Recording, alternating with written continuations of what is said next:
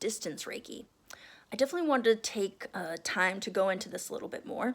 I touched on it in my video on the practice of Reiki, so if you're interested, check that one out. And again, my name is Nick. I'm a level 2 Reiki certified practitioner, and Reiki, but specifically distance Reiki, is primarily what I do at my business, Nine Waters. And as I explained in that previous video, how distance Reiki works is that because it's dealing with energy and we're all made up of energy and energy is all around us, you don't have to be in the same place as someone in order to influence their energy. Another way that I like to think about it is that like sound, right? If we're connected in an online session and there's sound in the background, whether it's on my end or your end, maybe it's something like a horn and it's, distracting or frustrating. Maybe it's music and it's soothing or relaxing.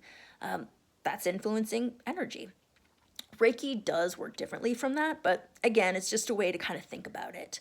And I know for me, on a personal basis, when I had my level 2 attunement and I was shown the distance symbol and did chanting with it, it really stood out to me. There was something about it that just was, I don't know, it stood out from the other symbols. And I knew that I wanted to, explore it more, learn more about it.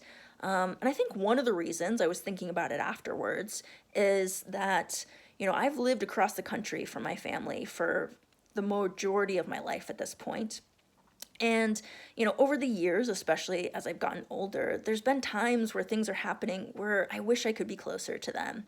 Sometimes it's things within the family. A few years ago, we're doing a pandemic. Nowadays, things are so crazy.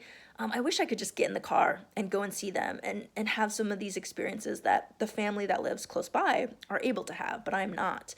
Knowing that distance Reiki, that the benefits are the same as in person was something exciting.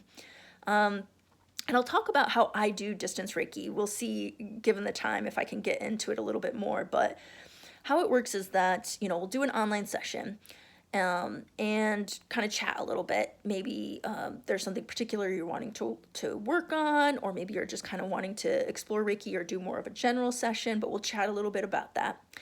And then how you're taught to do distance Reiki is that you kind of channel the symbol, I guess is a way to put it. Could be chanting, could be visualizing, you might draw it with your hand, but you're visualizing it above your head and above my head, and that Reiki is showering down on you from that symbol above your head.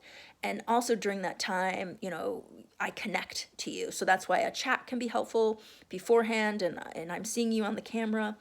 And then from there, it's proceeding with a regular Reiki session. So again, if there's particular things that you wanted to focus on, channeling Reiki into different areas of the body, or just kind of using intuition of what's kind of shown to me of where to put that Reiki. That's how I go about it. There are different ways to do it. Some people, Dr. Asui, the founder of Reiki, suggested kind of imagining like a smaller version of that person, like on your knee or on one of your hands. Sometimes people use like an object to be a proxy to a person. So for example, like a stuffed animal. Another way, Dr. Asui actually even said you could do Reiki where you don't even have to be connected in time to a person, is to do it with a photo as well. So I can get into a little bit more of that because that gets into a whole nother aspect of distance Reiki, which is time. But that gives you a little bit of a sense of how distance Reiki works.